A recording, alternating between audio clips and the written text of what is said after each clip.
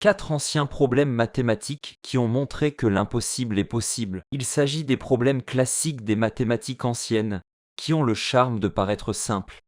En réalité, leur résolution n'est pas difficile, mais impossible. Il a fallu des millénaires pour le prouver, des siècles au cours desquels des sommités telles qu'Euclide, Archimède, René Descartes, Isaac Newton et Carl Friedrich Gauss, ainsi que des artistes et des intellectuels, ont tenté de trouver un moyen de les résoudre. Ces explorations, cependant, n'étaient pas vaines, mais inspirantes et ont favorisé le développement des mathématiques. On ne sait pas avec certitude comment elles sont nées, mais la plus célèbre d'entre elles, la recherche de la quadrature du cercle, par exemple, apparaît déjà dans le papyrus Rhind, un document datant d'environ 4000 ans et provenant de l'Égypte ancienne. Ce que l'on sait, c'est que ce sont les Grecs de l'Antiquité qui les ont posés avec précision en termes mathématiques. En bref, les défis à relever étaient les suivants. Quadrature du cercle, la trisection d'un angle, le doublement du cube, l'inscription de tous les polygones réguliers dans un cercle. Exprimés ainsi,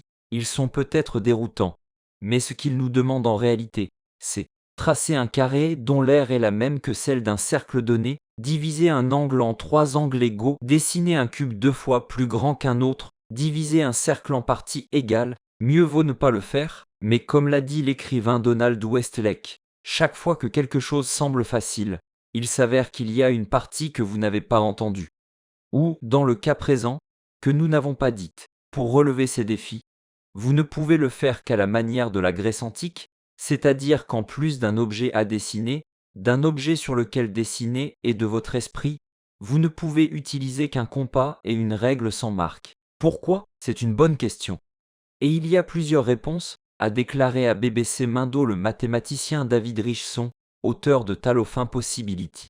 En français, récit de l'impossibilité, l'une d'entre elles est que le compas et la règle sont clairement inscrits dans les postulats du livre fondamental des mathématiques d'Euclide, les éléments, 300e siècle AV.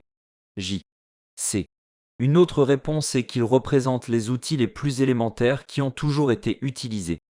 Avec une corde, on peut obtenir une ligne droite, et si l'on fixe une extrémité au sol, on peut tracer un cercle avec l'autre, mais aussi pour sa simplicité et son élégance.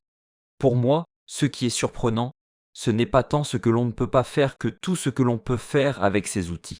Vous pouvez, par exemple, couper un angle, le diviser en 2 angles égaux, facilement. 1. Vous posez le compas sur le sommet de l'angle et vous tracez un arc de cercle. 2.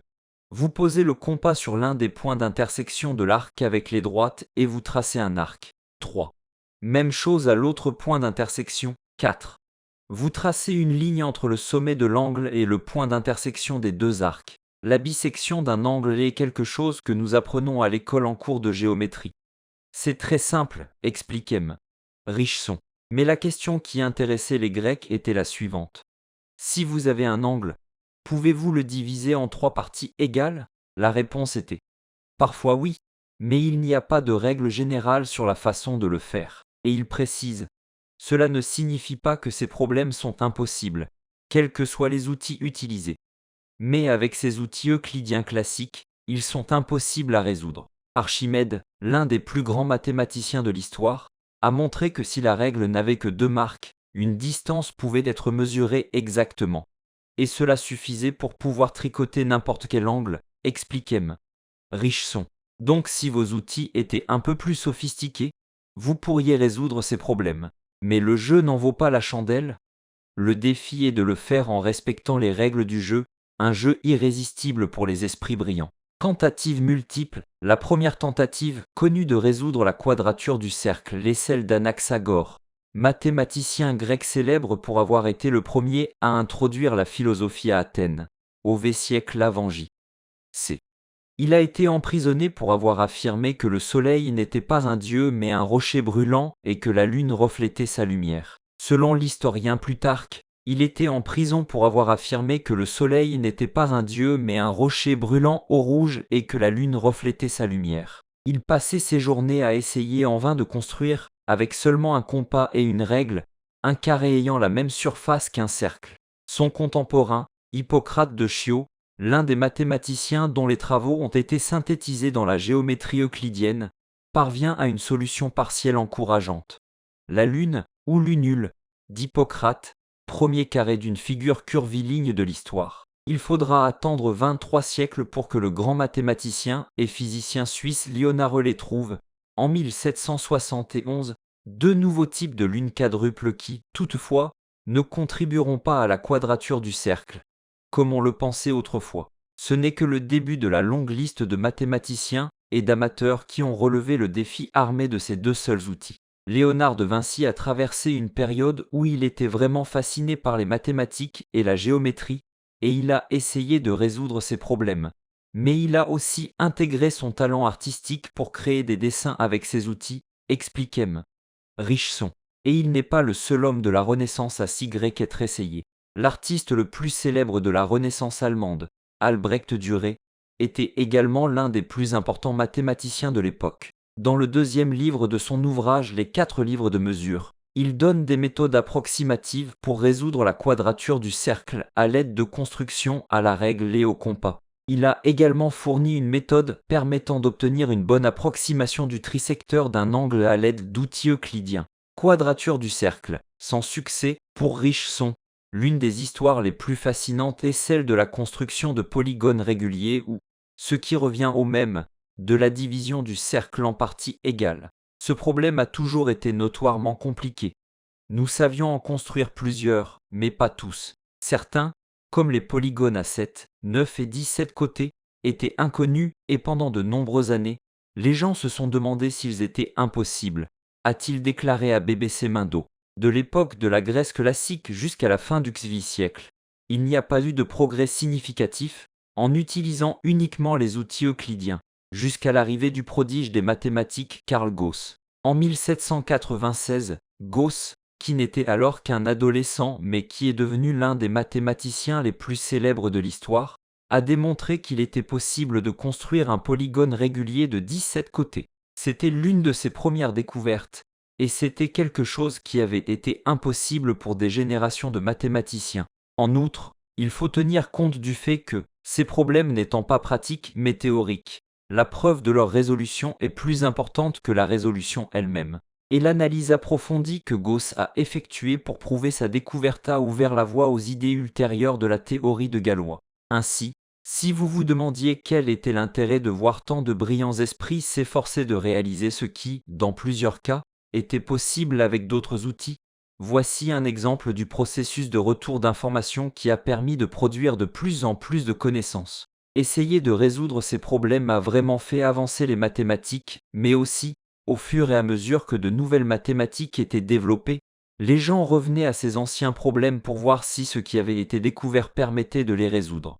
C'était une sorte de va-et-vient au fil des siècles, explique l'expert. Tout n'est pas possible. Si tenter de résoudre ces problèmes a contribué au progrès des mathématiques, prouver qu'il était possible de le faire dépendait de ce progrès. Il a fallu attendre l'invention de la géométrie analytique, de l'algèbre, du calcul, des nombres complexes, d'une compréhension approfondie de et même de la théorie des nombres, ce qui explique en partie pourquoi cela a pris autant de temps. Dans le cas de la quadrature du cercle, par exemple, le coup de grâce a été donné lorsqu'on a découvert que était un nombre transcendant. Après des siècles d'une obsession à laquelle les Grecs de l'Antiquité avaient déjà donné un nom tétragonidien ou quadrature du cercle, tout s'est arrêté. Il ne s'agissait pas seulement d'une ambition de sommité plus ou moins célèbre, qui ont fait profiter la connaissance de leurs efforts. Des milliers de personnes ont souffert au fil des ans de ce que le mathématicien Augustus de Morgan a appelé au VIe siècle le morbus cyclometricus ou la maladie de la quadrature du cercle qui, selon lui, touchait les enthousiastes mal informés.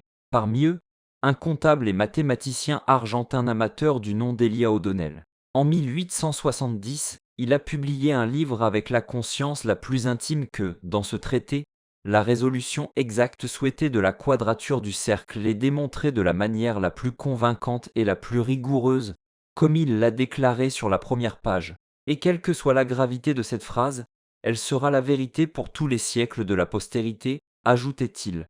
A plus que, cependant, depuis 1801, on savait, grâce à Gauss, que si l'aire d'un cercle de rayon 1 était transcendant, la quadrature du cercle serait impossible. Et en 1882, l'Allemand Karl Louis Ferdinand von Lindemann a démontré que, en effet, et était un nombre transcendant. 45 ans plus tôt, le mathématicien français Pierre Wansel, 1814-1848, avait déjà prouvé dans une seule des 7 pages d'un article que les 3 autres problèmes étaient impossibles à résoudre. Tout cela est étonnant, car prouver que quelque chose est impossible est extrêmement difficile et important. Généralement, lorsque nous pensons à quelque chose d'impossible, nous pensons que c'est très difficile, ou que cela peut prendre beaucoup de temps, ou quelque chose de ce genre. Mais lorsqu'un mathématicien prouve qu'une chose est impossible, cela signifie que, d'un point de vue logique, elle ne peut pas se produire. Il n'y a pas moyen de faire la trisectrice d'un angle général. Il n'y a pas moyen de faire la trisection d'un angle général. Il n'y a pas moyen de faire la quadrature du cercle. Il ne s'agit pas seulement de dire nous ne sommes pas assez intelligents, nous n'avons pas fait assez d'efforts ou nous avons besoin de plus de temps. Il s'agit de savoir jusqu'où nous sommes allés. C'est impossible, souligne M. Richson.